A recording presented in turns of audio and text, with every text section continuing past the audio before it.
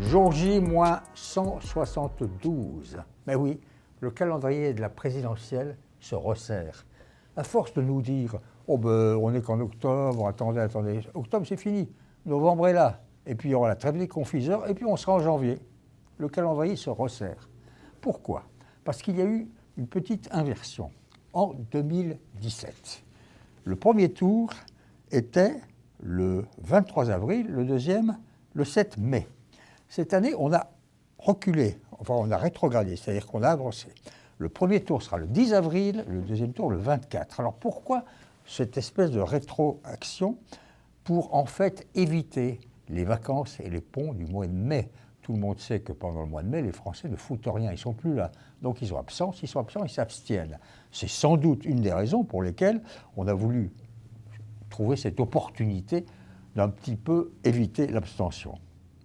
La conséquence, c'est que la campagne sera plus brève et plus violente. Cela dit, elle l'est déjà brève et déjà violente, car elle a lieu. La campagne, elle a vraiment commencé. Zemmour solidifie ses 15% en amenant à lui la droite de la droite. D'une certaine manière, les gens qui votaient Fillon, ils n'auront pas honte de voter Zemmour.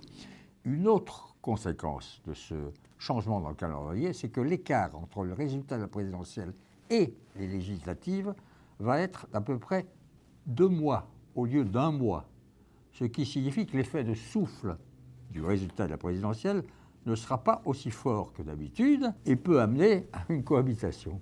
Et puis il y a l'autre élément très intéressant aussi, c'est le Macron bashing. Ça n'arrête pas. Et en particulier sous la plume vive et acérée de François Hollande, qui dans son livre tout récent, Affronter, compare le président de la République, le traître, celui qui l'a trahi avec méthode, à une grenouille sur des nénuphars. Et un peu plus loin, un voyageur sans boussole. Et puis par ailleurs, il y a le bouquin des confrères, si j'ose dire, de Hollande, qui avait déjà fait avec lui un gros livre, Davet et l'homme, Le traître et le néant. C'est 600 pages pratiquement de bashing permanent de Macron, plutôt sur la personnalité que sur l'aptitude à gouverner. C'est là où il y a une petite faille dans leur travail. Et en particulier, il y a une diatribe de Pierre Moscovici qui est honteuse. Pourquoi? Président de la Cour des comptes, à qui il doit sa nomination, Pierre Moscovici? Il la doit à Emmanuel Macron. Et maintenant qu'il est président de la Cour des comptes, dans les premières pages du livre, c'est le premier chapitre de ce livre, il l'assassine littéralement. Je trouve que c'est honteux. Ça va continuer.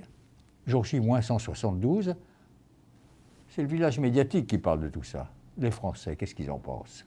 Les Français, ils pensent à leur pouvoir d'achat.